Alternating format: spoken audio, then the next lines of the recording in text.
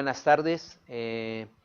Mi nombre es Manuel Poblano, soy médico eh, especialista en medicina interna y tengo el gusto de estar colaborando con la Facultad de Medicina de la Universidad Autónoma de Querétaro en la materia de fisiología.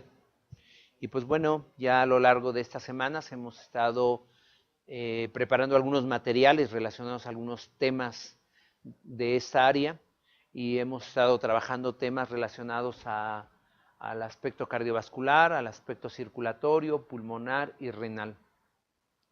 Quiero comentarles que estos son temas no sencillos, son en cierto momento temas elaborados de los cuales hay que estar escuchando, leyendo de manera muy frecuente hasta poder llegar a dominarlos. Pero estos temas representan la base de lo que es la medicina.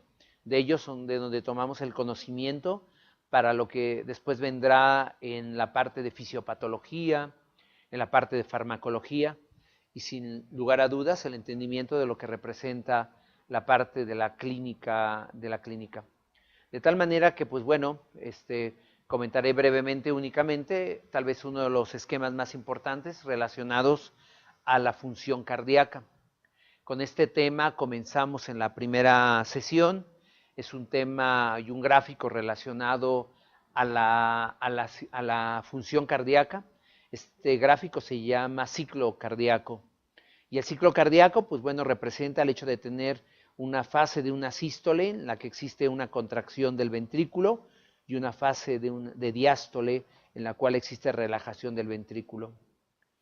Este ciclo cardíaco muestra todos los cambios que se producen dentro del corazón y dentro de los vasos a lo largo de este tiempo. El ciclo cardíaco muestra las presiones que se generan dentro de algunas cavidades y el volumen que se produce también dentro de esas cavidades.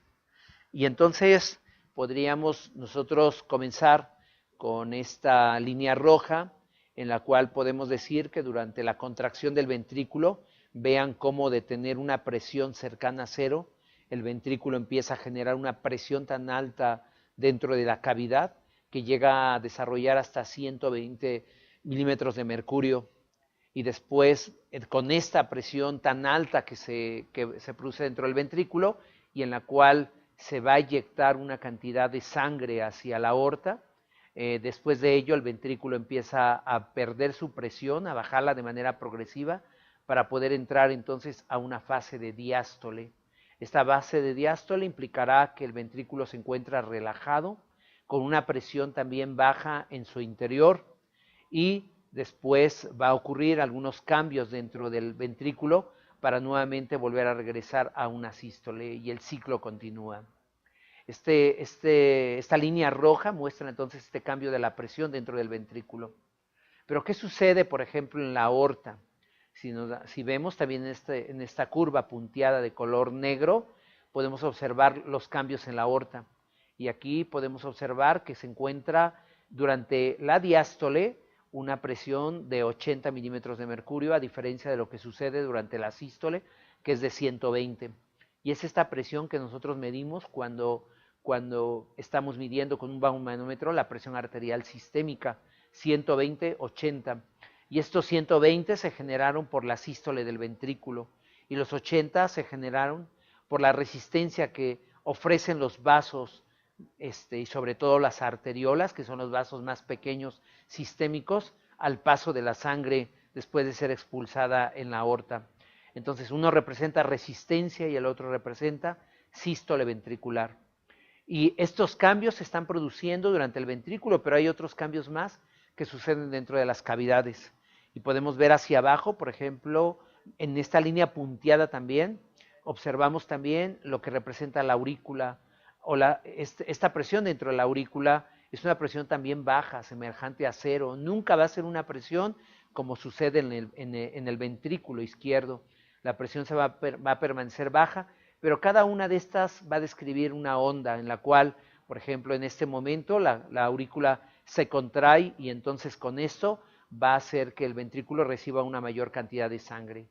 Estos cambios en las presiones dentro de la aurícula, ventrículo y aorta forman parte del ciclo cardíaco.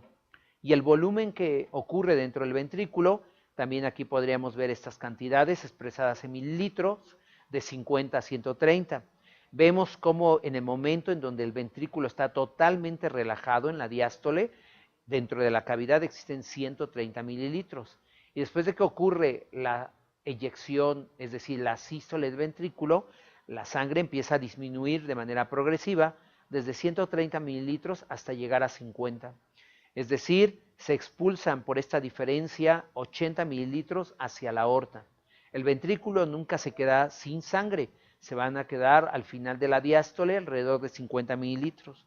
Y después de esto, durante la fase al final de la sístole se quedan 50 mililitros. Y al comenzar la diástole, vean cómo empieza a llenarse nuevamente el ventrículo de manera progresiva para poder alcanzar estos 130 mililitros que van a ser expulsados por el ventrículo durante la sístole.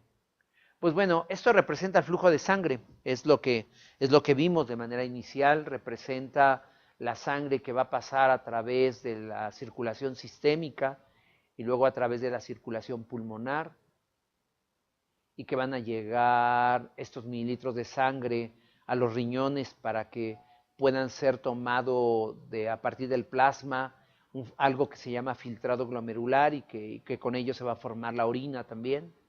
Vemos cómo esto todo genera un movimiento, es una bomba finalmente que mueve la sangre y que, bueno, determina muchos de los conceptos importantes que tenemos a nivel pulmonar. En este ciclo cardíaco también se observa cómo el electrocardiograma, que es la actividad eléctrica del corazón, está pues determinando lo que va a suceder con la sístole. Es decir, estas ondas, cada una de ellas, estas por ejemplo, llamadas QRS, es lo que representa la contracción ventricular vista desde el electrocardiograma. Entonces, todo esto es lo que representa el ciclo cardíaco.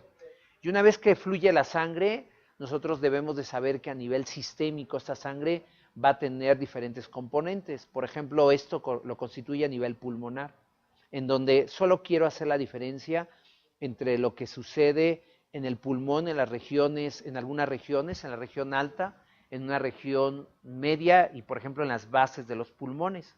Si nosotros vemos los vasos, el vaso que se encuentra en las bases de los pulmones se encuentra más abierto, lo cual implica que el flujo de sangre es más importante hacia las bases, muy diferente hacia lo que sucede en las zonas medias y un poco con menos flujo a lo que sucede en las regiones superiores. Pues bueno, estos vasos están influenciados también por la presión que existe dentro de los alveolos, de tal manera que debe de existir una relación entre esta presión que se encuentra alrededor de los vasos con la presión y el flujo de sangre del interior de ellos. Esto representa el flujo circulatorio sistémico, es lo que expusimos en las presentaciones que tuvimos. Y pues bueno, básicamente esta breve presentación solamente es como un preámbulo para que sepamos de qué hemos estado trabajando, de qué es lo que hemos estado hablando. Son conceptos importantes, conceptos que llevan mucha carga teórica y que, bueno, les invito a que seguramente vayan a estar leyendo de manera frecuente. Les agradecemos que estén asistiendo a las presentaciones y, bueno, cualquier duda, está el correo también dentro de las presentaciones para que nos envíen cualquier pregunta. Muchas gracias.